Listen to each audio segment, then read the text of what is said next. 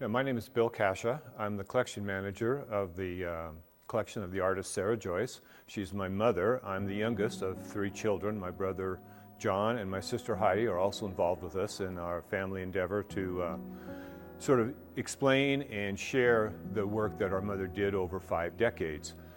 Sara's work is multifaceted. It covers clay, fabric, multimedia, acrylic, and oil. This particular exhibit is a retrospect here at the Holter, and we're honored to be here, that Sara was chosen for the inaugural opening of the new W space and to be sharing the exhibit space with Carla Potter, who's also an incredible local artist here.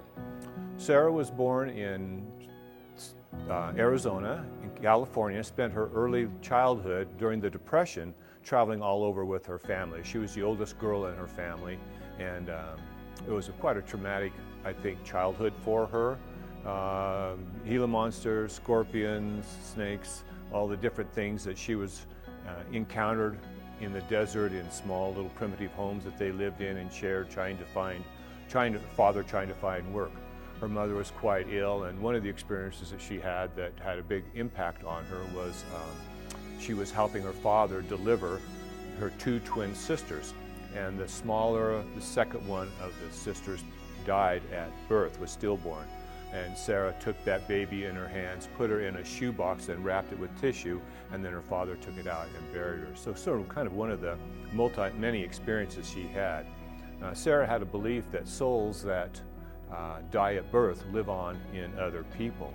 And when she got older in life, had a little bit of identity crisis herself, she decided to take on the name of that stillborn sister, who was Sara Josephine, and she was at that time Joyce Caccia. She changed it to Sara Josephine Joyce. And at that time, that sort of started on her exploration of multifacets of intellectual and artistic endeavors. She had many, I guess you would say, influencers. One in particular was Dr. Sven Liljeblad, who was a professor at ISU, who kind of a cultural anthropologist, who I think instilled sort of a cultural or an intellectual awakening in her and got her very involved in etymology, linguistics, mythology. Joseph Campbell, the readings of Joseph Campbell and Edith Hamilton were huge in that area. She started taking classes at Idaho State University in ceramics and figure drawing that interest her, as well as the cultural anthropology classes. And Hal Rigger, who was a noted primitive potter, gave her a lot of inspirations in her clay forms. And she had a clay studio that she worked at for years and years, and most of her work was broken in a big midden mound that she wasn't satisfied with or didn't want to keep. She also kept drawings and writings and different work that she did in paintings, and she buried those also at that midden mound in a property outside of Pocatello. This would be in the late 50s and the 60s. She got a little, I think, the confinement of a potter's wheel and the kiln. She went more to the primitive forms, would go out and dig clay on the Snake River, would go out and camp when I was a young child, and we would gather buffalo chips, cow pies, and do primitive cow firings, and some of the works that are here are of that form. The very few pieces that we have left of her actual clay work, because this is again over probably 70 years ago, 60 years ago, are bisque fired, so they were kept inside, and they were in sort of a primitive form, as well as a few clay glazed pieces that we have left. She had a large clay sculptural collection, but when she moved to northern Idaho, she set these out in her backyard on a hillside on some buildings she bought that we were renovating, and some kids came and broke them all with rocks, which was sort of a shame, but we do have quite a few of the bisque fire pieces. So that was some of her earliest work. Later, she's had interest with another huge influencer would have been with Carl Jung and his exploration of the subconscious or the unconsciousness and archetypal symbols that are, as he would say, come to you in a variety of methods, whether it's through dreams, gifts, traumatic experiences, or dramatic experiences. And Sara became very involved in dream study and dream interpretation, and that became a lifelong quest for her to work with her dreams. And she wrote in her journals every night. She would wake up often making a sketch of the clock, what time it was when she woke up. She would write those dreams, and she would also draw the dreams. So when you think about drawing a dream, it's an active endeavor. It's an active picture. So many of her drawings will show her, she'll be laying in, or she shows a drawing picture of herself and her feet sticking out barefoot, and a clock or a moon or a star in the sky, and then footprints and arrows and all kinds of action and motion going through in her dream drawings. And so that was a huge, huge part of her world. And I often think that she was consciously exploring her unconscious experiences. And so that was sort of the highlight, and I think this exhibit here at the Holter is highlighting that. The title is, Am I Dreaming It, or Is It Dreaming Me? Which is often something that she probably thought about, and she wrote a drawing in her journal, in a journal entry, and that journal entry has three specific, well, actually has a number of specific art pieces in that journal entry, and they are out in the entryway. And Sara shared her emotions in her art, whether it was depression, social consciousness issues or ideas, dramatic episodes that she had, encounters with people that she met, and those were a lot of the basis for her paintings. Mythology also had a huge impact in her life. Her fabric sculptures are sort of a unique form that she developed. They are, she calls it agglomerate, which she would get fabric and roll it up, tear it apart into long strips, roll it up into balls, and then she would take those balls and then start wrapping and shaping forms with those, and then covering that with very intricate hand-sewn details that evoked the image that she was after. Some of the fabric sculptures were based off of books, such as Miss Rand, who was a doll's dressmaker and a manufacturer of ornate pin cushions, and that was from Charles Dickens' book. So she was very, very interested in literature and reading, and often used characters of Yalta from the Talmud. The Jewish Talmud is one of her half-body characters. So they have their own life of their own, and she believed that every object had an aura, and that was her goal, was to capture that aura in her paintings or in her fabric sculptures or her acrylic work. The body of work that we have as a family consists of about 350 pieces of work. She was not interested in exhibiting when she was alive, and her work was private. She said it was one of the luxuries of her life to be able to just paint and do and create as she wanted and not have to answer to anybody or explain herself to anybody. That was her own private, personal endeavor and exploration. So we've got quite a few pieces here we'll go take a look at, and we'd love to talk about some of the specific pieces. Okay, so this is Arrow of Divination, and it's found many times in Sara's journals. And an arrow of divination, according to Babylonian mythology, had to do when somebody had to create or develop an answer to a question, or find a route, or answer a problem in their lives. And I think that is reflective of Sara's, how she might have gone about deciding where she was going to go or what she should do, what would be the best result for her, or the best option.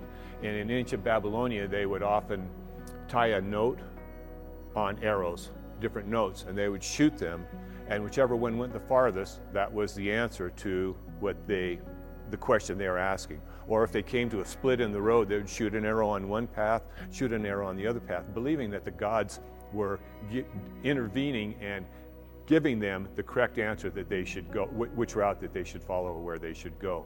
This is, I love the depth, the layering of the painting.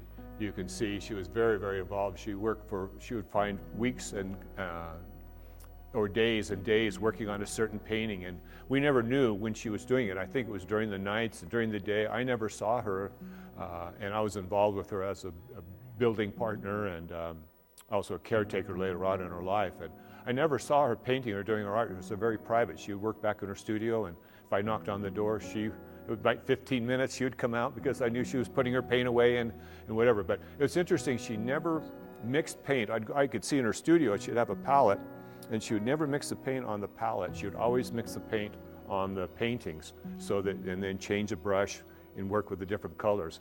So I think that Paul Klee was a huge influence in her. His studies of color gave her interest in designing color, and she often said, lay down color first. It's the most important thing, and then the form and the shape will come later.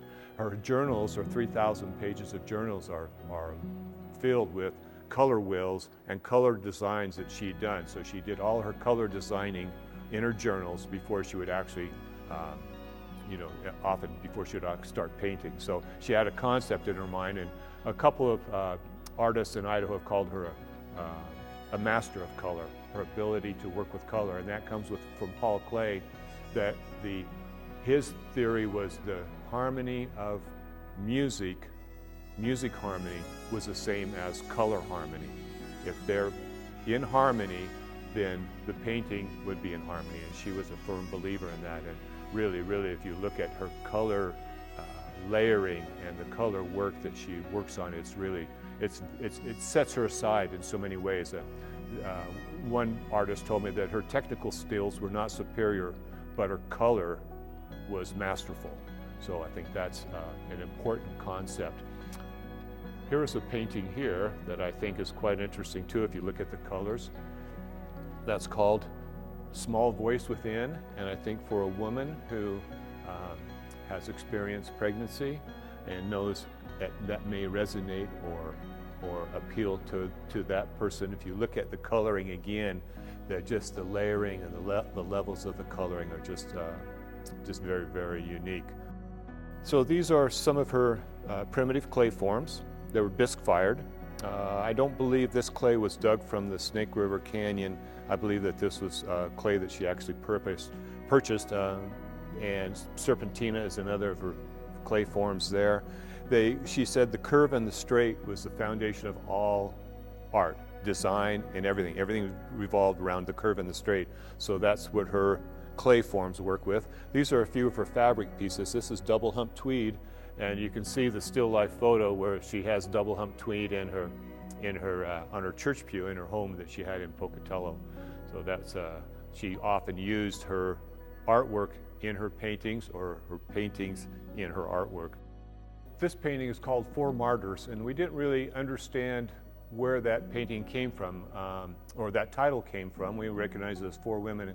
In her journals, she has a drawing of halos and different types of halos. This was done probably about 1990, and when Sara was very well read. She subscribed to about 17 different magazines at one time, did not have a TV, listened to NPR radio, but the readings she had were so diverse, from Archaeology Today, Astronomy, Scientific American, Art in America, Art History, but also many news magazines, because that's where she got her information. In 1990, there were 4 missionary women in El Salvador who were abducted and brutally raped and murdered, and they were noted as the 4 martyrs. In Sara's journals, we find the drawing, because she would often do a sketch of the journal, or in the journal, of what she was going to be painting. And we find this image of the 4 martyrs, and below that, and the dead rapists. So those fellows that had committed those crimes were killed, and that was sort of her tribute as a social consciousness to those 4 missionary women. This is another social consciousness painting. It's called Erase, and again, we knew the title. Sara called it Erase, but we didn't know until I spent about 12 months researching and putting a database together of all the journal entries, because it's quite involved. But this one has, the title is Erase, and it goes, Erase the pain and suffering, the pattern of war. Again, it's another social consciousness, something that stuck in her mind, that war was something that had really bothered her, she saw no use in, and had that that idea for that painting. Again, if you get to look really close at all the different layerings, and a lot of it is scratched, a lot of it was done with a spatula, small spatula knives, and a lot of it with brush, but again, a real different thing. Most of her oil paintings are signed. You can find the signature in lots of different places. I believe in this one, it's up in the very far right-hand corner, and she just signed her work, S-A-R-A, period, Sara. This is a section of work that Ramsey, the curator for the Holter, who did an incredible job of organizing and giving this body of work themes.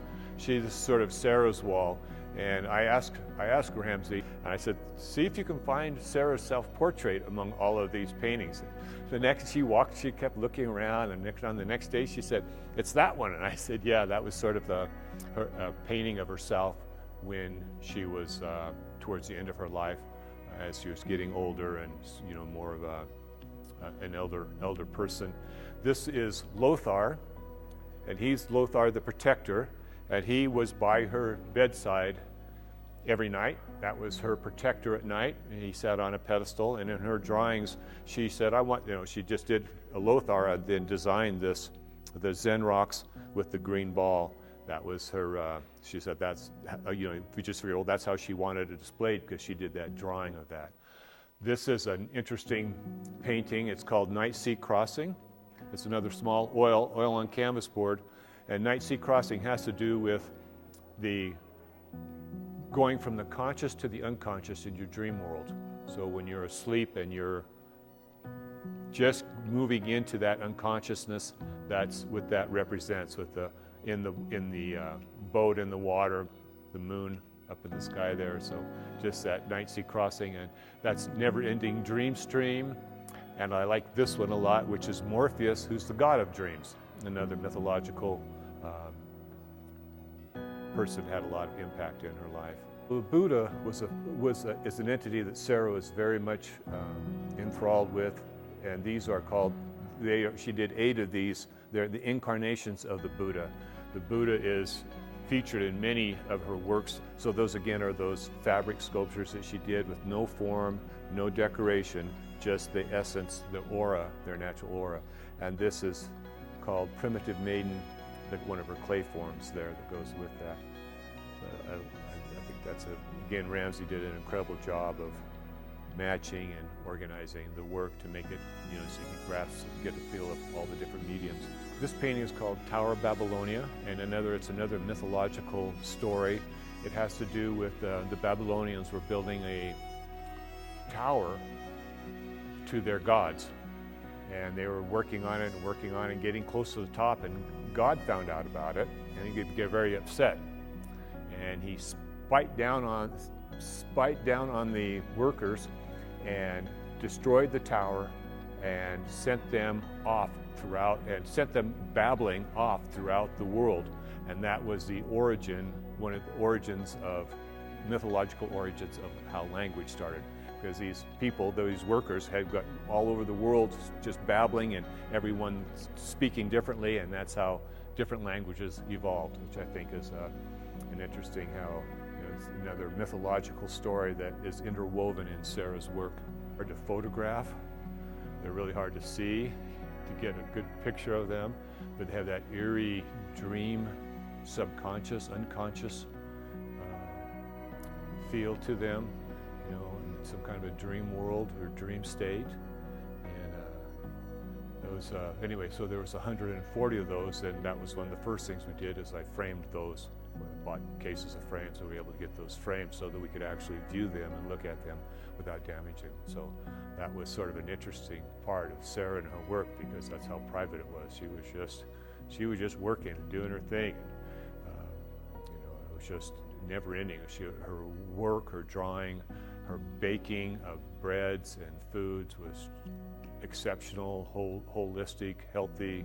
She was an organic gardener. She did practice her own form of yoga, and was just really an interesting human being, and been real blessed to have had her as a mother and a business partner and friend and confidant, and now we get to share her art with the world.